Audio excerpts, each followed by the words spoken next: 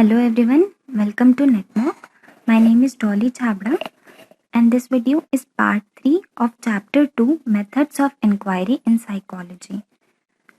NetMock पे आपको UPSC, SBI और बाकी गवर्नमेंट एग्जाम से रिलेटेड वीडियो लेक्चर्स मिल जाएंगे।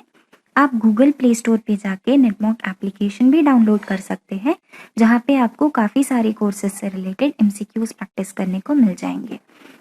तो आज का हमारा टॉपिक है नेचर ऑफ साइकोलॉजिकल डेटा।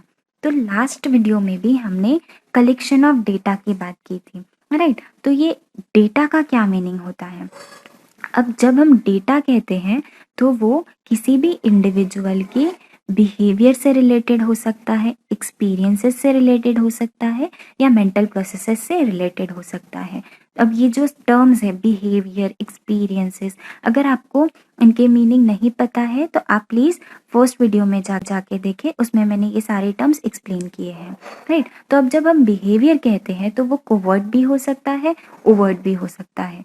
तो जब हम किसी इंडिविजुअल के डेटा कलेक्ट कर रहे हैं तो वो उसका बिहेवियर का डेटा हो सकता है। हम उसकी ऐसी जानकारी ले सकते हैं कि वो किस तरीके से किसी कॉन्टेक्स्ट में बिहेव कर रहा है, क्या कुछ उसके व्यवहार है या कैसी उसकी थिंकिंग है या क्या कुछ उसके एक्सपीरियंसेस है, उसके अनुभव के बारे में। इस टाइप की जो इन्फॉर्मेशन होती है उसे हम डेटा कहते हैं। तो अब डेटा का हमेशा कोई कॉन्टेक्स्ट होता है, सोशल या फिजिकल कॉन्टेक्स्ट। तो अब किसी के बारे में हम हो सकता है कि वो जब अकेला है तब हम उसके बारे में इंफॉर्मेशन देखें, तब वो कैसे बिहेव करता है, तब उसकी थिंकिंग क्या कुछ होती है, उस टाइप की इंफॉर्मेशन कलेक्ट कर सकते हैं। या फिर हम सोशल कॉन्टेक्स्ट में उसकी बात कर सकते हैं कि कोई स्कूल में कैसे बिहेव कर रहा है या कोई अपने होम एनवायरनमेंट में घर पे किस तरीके से बिहेव करता है, क्या कुछ उस समय उसके एक्सपीरियंसेस होते हैं। तो जब हम डेटा कहते हैं तो उसका कोई पर्टिकुलर कॉन्टेक्स्ट होता है। हो सकता है वो कॉन्टेक्स्ट उसका स्कूल हो या घर हो या कोई भी अलग कॉन्टेक्स्ट हो सकता है, राइट। और जब डेटा है वो हर जगह पे सेम नहीं रहता, नॉट सेम एवरीवेयर। क्यों? क्योंकि कुछ ऐसा हो सकता है कि कोई बच्चा अपने पेरेंट्स के सामने बहुत शांत रहता हो, ज़्यादा बातचीत ना करता हो, बट वो फ्रेंड्स में काफ़ी मस्ती करता हो, खुल के बात करता हो, टीचर्स के सामने वो ज़्यादा बात ना करे। तो इस तरीके से हमारा जो बिहेवियर होता है या हमारा जो व्यवहार होता है वो हर जगह पे सेम नहीं होता, राइट। क्योंकि हम फ्रेंड्स के साथ अलग बिहेव करते हैं, पेरेंट्स के साथ अलग बिहेव करते हैं, रिलेटिव्स में अलग बिहेव करते हैं, राइट। तो डिपेंड करता है कि हम किसके साथ है और उस तरीके से हमारा जो बिहेवियर है वो भी चेंज होता है। इसी की वजह से जो डेटा है वो भी चेंज होना चाहिए, जो इन्फॉर्मेशन है हमसे रिलेटेड वो भी चेंज होनी चाहिए, राइट। तो इसीलिए डेटा जो है वो हर जगह पे सेम नहीं होता। और जब भी हम डेटा कलेक्शन की बात करते हैं तो एक कॉन्टेक्स्ट जो है वो प्री डिसाइडेड होता है कि हमें किस कॉन्टेक्स्ट में किसी भी इंडिविजुअल का डेटा कलेक्ट करना है, राइट। फिर it is dependent on method of collection. अब मेथड ऑफ कलेक्शन क्या है कि जब भी हम डेटा किसी का कलेक्ट कर रहे हैं या किसी की इंफॉर्मेशन ले रहे हैं तो उसकी अलग अलग मेथड्स हो सकती है। या हम ऑब्जर्वेशन से डेटा कलेक्ट कर सकते हैं, मतलब किसी को ऑब्जर्व करते हुए नोटिस करेंगे और रिकॉर्ड करते चलेंगे कि वो किस तरीके से बिहेव कर रहा है। या हम किसी का इंटरव्यू लेके हम कुछ क्वेश्चंस करेंगे और उसके आंसर्स से हम डेटा कलेक्ट करेंगे, राइट। तो ऐसे काफ़ी सारे मेथड्स है डेटा कलेक्शन की, जो कि आगे हमारा टॉपिक है, हम देखेंगे उसमें। तो मेथड ऑफ कलेक्शन पे भी डेटा डिपेंड करता है।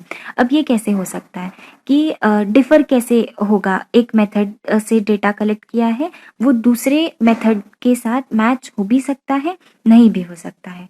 फॉर एग्जांपल, अगर आपने किसी को इंटरव्यू में कोई क्वेश्चन किया हो या कोई उसे सिचुएशन दी हो कि इस पर्टिकुलर सिचुएशन में आप कैसे बिहेव करेंगे, तो वो कोई भी इंडिविजुअल ऐसे समय पे कोई जो भी मॉरली करेक्ट हो वो वैसा आंसर देने की कोशिश करेगा।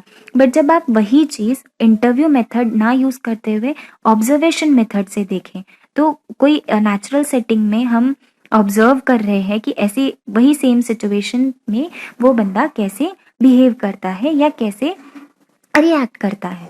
तो इस तरीके से हो सकता है जो उसने इंटरव्यू में कहा था वो उसका जब ऑब्जर्वेशन किया तब वो चीज़ें मैच नहीं हुई, राइट। तो इसीलिए मेथड ऑफ कलेक्शन पे भी डिपेंड करता है हमारा डेटा कैसा होगा। तो इसीलिए होता है कि डेटा कलेक्शन जो भी हमने किया है वो अलग अलग मेथड से अलग अलग आ सकता है। फिर जो डेटा है वो रियलिटी की बात खुद से नहीं करता, मतलब डेटा देख के ही हम लोगों को रियलिटी पता नहीं चलती, उसे हमें इंटरप्रेट करना पड़ता है। किसी भी डेटा का इन्फरेंस निकाल के, वो जो कंक्लूजन, ड्राइंग कंक्लूजन्स की बात की थी हमने, तो डेटा जो है जब हम लोग गैदर कर लेते हैं तो उसके बाद हमें उसकी प्रॉपर उसका एनालिसिस करके, उसका इंटरप्रिटेशन करके हमें कुछ इन्फरेंसेस ड्रॉ करना होता है। और फिर वही इन्फरेंसेस जो है फिर वो रिसर्च को एक दिशा दिखाती है, या रिसर्च हमारा उस तरीके से पूरा होता है। तो ये सारी जो भी चीज़ें हैं, कलेक्शन ऑफ डेटा, ये सब चीज़ों का हमें एक प्रॉपर इंटरप्रिटेशन करना होता है। तो ये था डेटा के बारे में। अब डेटा जो है इसके कुछ टाइप्स भी हो सकते हैं, कुछ प्रकार हो सकते हैं। तो वो कौन से टाइप्स हैं? तो डेमोग्राफिक इंफॉर्मेशन या डेमोग्राफिक डेटा। अब डेमो का मतलब होता है पीपल, तो ग्राफिक मतलब स्टडी। तो जब भी हम किसी पॉपुलेशन की या लोगों की स्टडी कर रहे हैं, उसके बारे में उनकी इंफॉर्मेशन निकाल रहे हैं, तो उसे हम डेमोग्राफिक इंफॉर्मेशन कहेंगे। मतलब ये लोगों के बारे में इंफॉर्मेशन होगी, ये पर्सनल इंफॉर्मेशन की बात है, किसी इंडिविजुअल की पर्सनल इंफॉर्मेशन लेना, जैसे कि उसका नाम क्या है, वो उसकी उम्र क्या है, उसका क्या जेंडर है, वो मेल है या फीमेल है, उसका क्या बर्थ ऑर्डर है। अब बर्थ ऑर्डर मतलब वो जैसे उसके अगर भाई बहन है तो वो कौन से नंबर पे स्टैंड करता है, वो फर्स्ट चाइल्ड है, सेकंड चाइल्ड है, लास्ट चाइल्ड है, इस टाइप का, इसे कहते हैं बर्थ ऑर्डर। अब कुछ रिसर्चेस ऐसा कहती हैं कि ये जो बर्थ ऑर्डर है ये भी किसी इंडिविजुअल की पर्सनालिटी को शेप करता है या इन्फ्लुएंस करता है। तो जब डेमोग्राफिक इंफॉर्मेशन हम लोग लेते हैं तो इस तरीके की इंफॉर्मेशन, उसका नाम, उम्र, कितना पढ़ा लिखा है, क्या करता है, क्या उसका बिजनेस है, मैरिड है या नहीं, बच्चे हैं या नहीं, इस टाइप की इंफॉर्मेशन जब हम किसी की लेते हैं, मतलब उसकी जब हम पर्सनल इंफॉर्मेशन की बात करते हैं तो वो होता है डेमोग्राफिक इंफॉर्मेशन। फिर है फिजिकल इंफॉर्मेशन। अब फिजिकल इंफॉर्मेशन मतलब किसी इंडिविजुअल की सराउंडिंग से रिलेटेड इंफॉर्मेशन, वो किस सराउंडिंग में रहता है, मतलब क्या उसका फिजिकल एनवायरनमेंट है। तो ये जो इंफॉर्मेशन होती है इसे फिजिकल इंफॉर्मेशन कहा जाता है। तो ये हो सकता है कि वो कैसी इकोलॉजी में रहता है, मतलब वो पहाड़ों पे रहता है, डेजर्ट एरिया में रहता है, या फिर जंगलों वाले एरिया में रहता है, इस टाइप की इंफॉर्मेशन। फिर उसका घर कहाँ पे है, उसका घर कितना बड़ा है, उसके घर के रूम्स का क्या साइज है, क्या कुछ फैसिलिटीज अवेलेबल है उसके घर में, उसका स्कूल कैसा है, वो कैसे जाता होगा स्कूल, इस टाइप की जो भी इंफॉर्मेशन है ये किसी की फिजिकल इंफॉर्मेशन है। मतलब कोई इंडिविजुअल किस सराउंडिंग में रहता है या उसके अराउंड कैसी चीज़ें हैं, उसके बारे में जब हम इंफॉर्मेशन लेते हैं तो that is called physical information. फिर है फिजियोलॉजिकल डेटा। अब फिजियोलॉजी जब हम कहते हैं तो it is related to body processes, right. तो जब भी हम किसी की बॉडी प्रोसेसेस या बॉडी से रिलेटेड कोई डेटा कलेक्ट करते हैं तो हम उसे कहते हैं फिजियोलॉजिकल डेटा। अब ये बॉडी से रिलेटेड डेटा मतलब हो सकता है उसकी हाइट कितनी है, उसका वेट कितना है, हार्ट रेट क्या हो सकता है, ब्लड ऑक्सीजन लेवल, ब्लड में कितना ऑक्सीजन प्रेजेंट है, तो ये सारी, या ब्लड प्रेशर कैसा है, क्या स्लीप ड्यूरेशन उसका कितना है। तो उसकी बॉडी प्रोसेसेस से रिलेटेड जो भी डेटा होगा उसे फिजियोलॉजिकल डेटा कहा जाता है। अब जैसे हार्ट रेट अगर हम लेते हैं, किसी का हार्ट रेट एकदम बढ़ा हुआ है तो हम ये इन्फरेंस निकाल सकते हैं कि उस सिचुएशन में शायद वो पर्टिकुलर इंडिविजुअल डरा हुआ होगा, स्ट्रेस में होगा, राइट। तो इस तरीके के इंफॉर्मेशन इन्फरेंसेस ड्रॉ करने में या कंक्लूजन्स जो ड्रॉ करते हैं हम, उसमें हमें मदद करती है। तो इस तरीके की इंफॉर्मेशन भी किसी की ली जा सकती है किसी पर्टिकुलर रिसर्च में। फिर उसके बाद है साइकोलॉजिकल इंफॉर्मेशन। तो साइकोलॉजिकल इंफॉर्मेशन में हम लोग साइकोलॉजिकल जो आइडियाज़ है या साइकोलॉजिकल जो एरियाज हो सकते हैं उसके बारे में जानकारी लेते हैं। जैसे किसी का इंटेलिजेंस लेवल कितना है। अब इंटेलिजेंस का मतलब ऐसा नहीं होता कि किसी का एकेडमिक में कितना कोई होशियार है, कितना वो अचीव कर रहा है। तो जब हम इंटेलिजेंस कहते हैं तो ये एक इस तरीके का उसमें हम उसकी कैपेसिटी देखते हैं कि वो कैसे अपने एनवायरनमेंट में रहता है, किस तरीके से सोचता है और अपने एनवायरनमेंट के साथ कितना इफ़ेक्टिवली डील कर सकता है।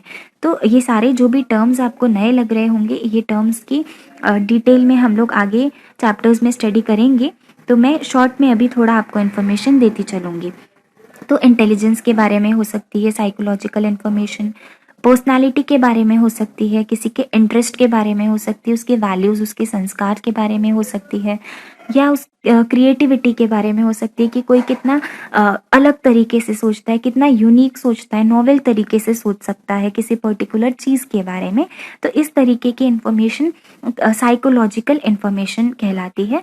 और ये जो इंटेलिजेंस, पर्सनालिटी, ये सब जो भी मेजर है, मतलब ये सब जो भी इंफॉर्मेशन हम गैदर करते हैं, तो इसके कुछ हमारे पास मेजरमेंट्स होते हैं। जैसे इंटेलिजेंस के लिए हम लोग आईक्यू टेस्ट यूज़ करेंगे, पर्सनालिटी के लिए हम लोग पर्सनालिटी टेस्ट यूज़ करेंगे। तो ये सारी चीज़ें जो है इनका कुछ मेजरमेंट होता है, कुछ टेस्ट अवेलेबल होती है, कुछ क्वेश्चनियर्स हमारे पास होते हैं जिनके थ्रू हम लोग इस तरीके का डेटा कलेक्ट करते हैं। तो अब जब भी कोई टेस्ट लेके या किसी भी तरीके से हम डेटा कलेक्ट कर रहे हैं, तो हो सकता है हम कोई क्वेश्चनेयर दे रहे हैं जिसमें येस नो वाले क्वेश्चन हो कि आपको येस या नो में आंसर देना हो, या आपको रैंक करना हो सकता है कि कुछ चॉइसेस दी है आपके पास और उसमें से आपको फर्स्ट, सेकंड, थर्ड रैंक करना है।